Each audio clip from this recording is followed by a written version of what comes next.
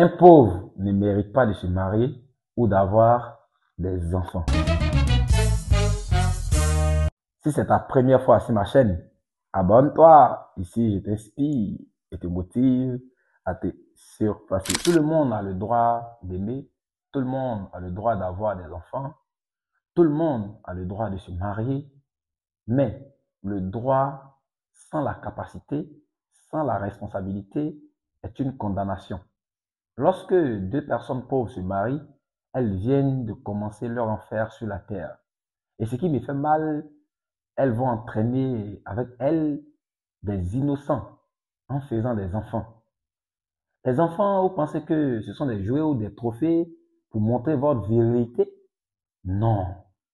Les enfants, on doit s'occuper d'eux. On doit les nourrir. On doit assurer leur avenir. Avant de penser mariage, de grâce, pensez d'abord argent, pensez d'abord avenir avant de faire des enfants.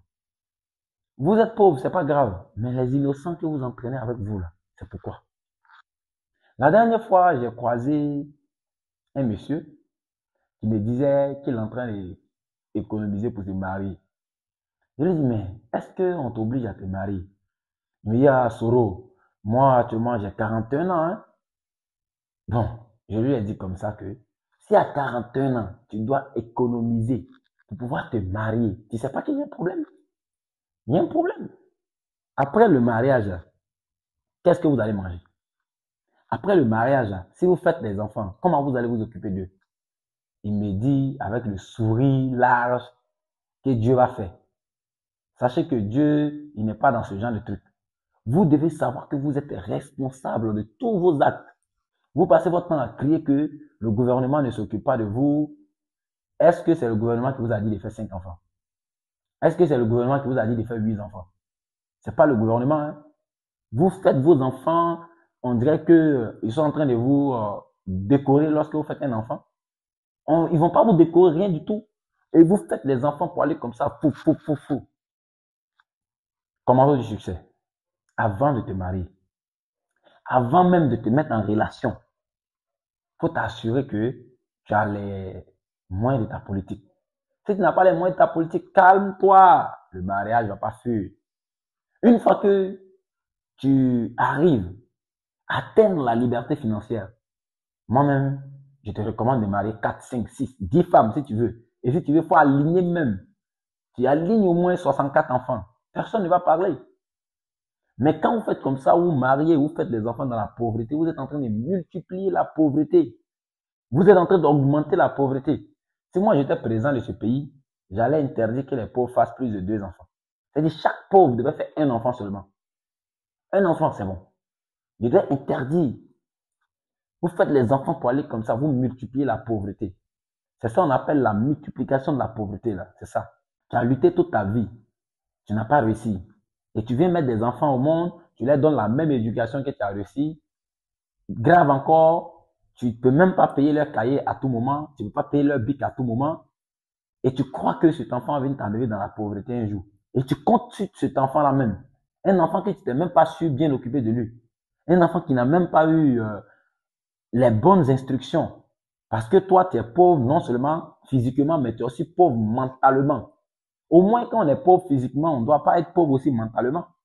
Quand vous avez un peu dans la tête, vous pouvez prendre des décisions stratégiques sur votre enfant et vous pouvez aussi lui donner une éducation stratégique qui va lui permettre de devenir commando du succès. Mais tu es pauvre dans tous les sens. Pauvre intellectuellement, pauvre spirituellement, pauvre émotionnellement, pauvre physiquement. Et c'est toi qui fais des enfants.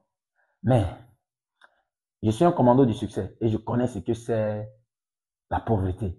Si vous voyez que mon combat, c'est de lutter contre la pauvreté, c'est parce que je sais ce que c'est la pauvreté.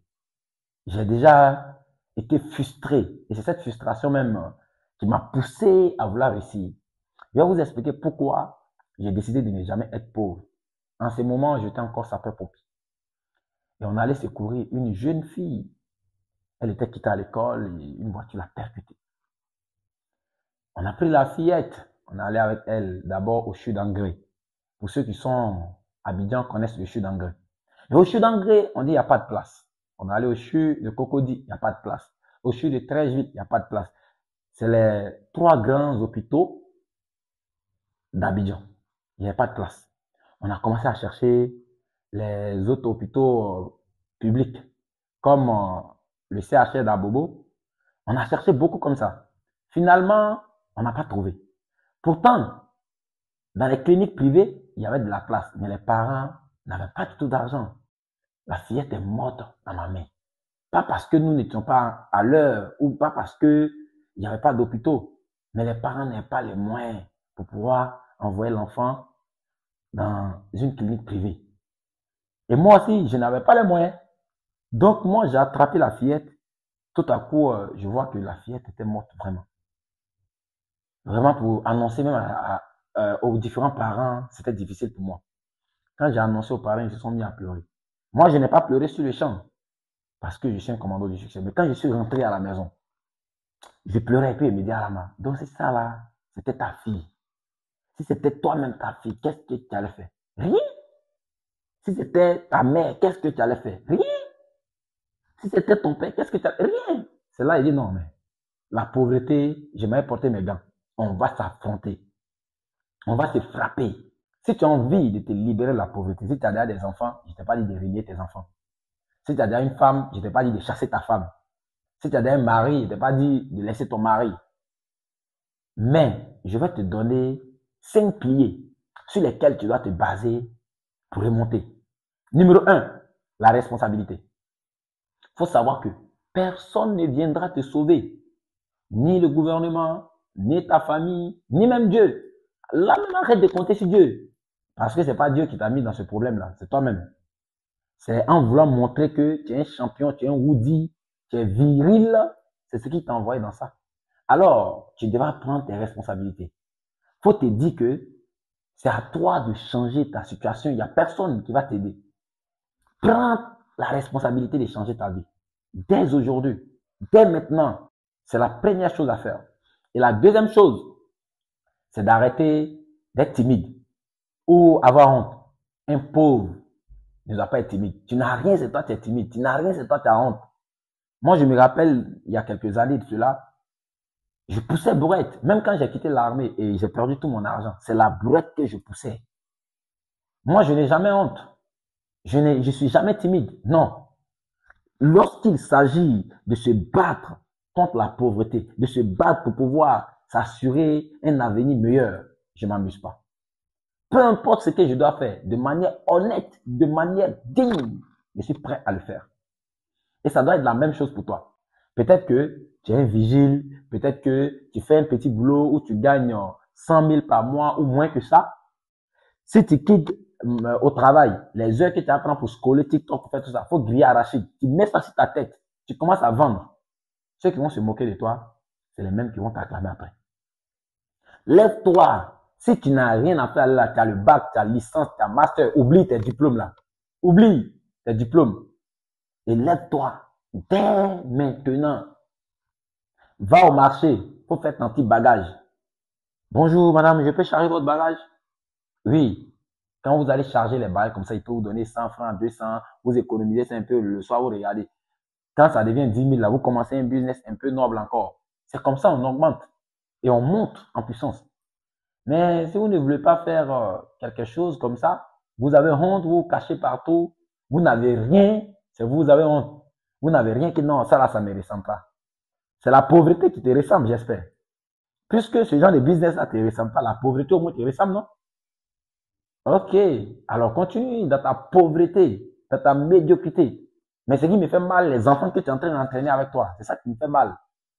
La troisième chose à faire, toi, tu ne dois pas être déterminé. La détermination, c'est pour les enfants qui sont héritiers. C'est pour les gens qui ont déjà un devant ou un derrière. C'est des gens qui ont d'autres personnes qui les soutiennent. C'est eux qui ont besoin de détermination. Sinon, nous, les 100 derrière, 100 devant, personne devant, ce qui comptait, personne derrière, ce qui comptait. Pour nous, c'est la rage. Tu dois avoir la rage de tout vaincre, la rage de tout casser. Ne laisse personne te freiner. Tu dois avoir la rage. Quand on dit la rage, c'est... Tu viens de dire au fait à la pauvreté que je vais te vaincre. Je vais te casser la gueule. Je vais serrer ton cou. Je vais t'étrangler. Tu dois quitter ma maison. La rage, là, c'est plus que la détermination. Quand tu arrives à quelque part où tout le monde abandonne, tout le monde dit, oh, c'est trop dur, c'est trop compliqué. Mais toi, tu sais, si tu te retournes, il n'y a personne derrière. Si tu n'avances pas, il n'y a rien derrière. Il n'y a pas quelqu'un derrière, c'est qui tu vas compter. Alors tu te donnes à fond, tu commences à te battre comme un bâtard. Tu te donnes à fond, tu commences à te battre. Parce que tu sais, il n'y a rien d'autre, il n'y a rien à faire. Si tout le monde se retourne, toi, tu dois continuer. Parce qu'il n'y a pas quelqu'un derrière, c'est qui tu vas compter. Tous ceux qui sont derrière, c'est sur toi qui comptent. Alors, arrête d'être déterminé. La détermination, c'est pour ceux qui ont déjà des bases, ceux qui ont des gens, ceux qui comptent. Toi, tu dois avoir la rage. La rage de tout vaincre, la rage de réussir obligatoirement. Pour toi, là, le succès, c'est plus une option. Obligé. Obligé. Soit tu meurs au combat ou tu gagnes. Il n'y a pas une autre option. Et la quatrième chose à faire, c'est le combat. Je ne sais pas c'est quel combat tu sais faire. Si c'est taekwondo, boxe, je ne sais pas. Combat que tu sais faire là. Il faut porter tes gants. Porte ce que tu dois porter. Judo, peu importe. Et rentre en combat avec la pauvreté. Le combat, la liberté se gagne par le combat. Il n'y a pas de réussite sans combat. Il faut combattre. Et quand on dit combattre là, c'est combattre contre la pauvreté. C'est pas contre Satan. On ne combat pas contre le gouvernement. Il faut laisser tout cela tranquille. C'est pas eux le problème. Le problème là, c'est la pauvreté. Porte tes dents. Il faut te lever. Ce que tu peux, prends ça. Et fonce sur la pauvreté. Tu commences à lui donner des coups. Depuis longtemps, tu fuis la pauvreté. Tu ne vois pas qu'elle te suit. Arrête-toi maintenant. Fais-lui face. Et dis-lui, je ne vais plus te fuir. Maintenant, je suis un homme. Je suis devenu un commando du succès. Je vais t'affronter. Et je te promets, je vais gagner ce combat. Tu affrontes la pauvreté avec toute ton énergie, toute ta volonté. Donne-lui des coups. Ne fuis plus. Tu as trop fui. Qui vous a dit on peut réussir avec de la chance? Vous passez votre temps à croire que la chance va faire un jour, ou Dieu va faire un jour, ou bien la prière, la prophétie d'un pasteur ou de quelqu'un d'autre va faire que vous allez réussir. C'est faux. Il faut du combat pour la liberté. Il faut la guerre pour avoir la paix. Et la cinquième chose, il faut apprendre. On ne peut pas réussir sans apprentissage. Il faut apprendre. Il faut apprendre, numéro un, la vente. Il faut apprendre à vendre. Dans la vidéo précédente, je vous ai dit, lorsque tu sais vendre, tu as déjà eu la base. Mais si tu ne sais pas parler aussi, il faut apprendre à parler. Parce qu'on ne peut pas vendre sans parler. Apprends à parler.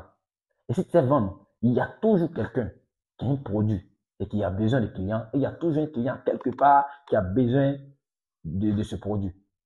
Et toi, ton rôle en tant que vendeur, c'est de pouvoir convaincre le client à prendre le produit et faire une petite commission de passage. C'est comme ça qu'on commence sans argent.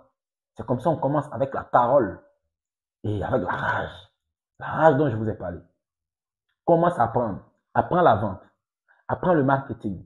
Apprends les relations humaines. Apprends surtout l'intelligence financière.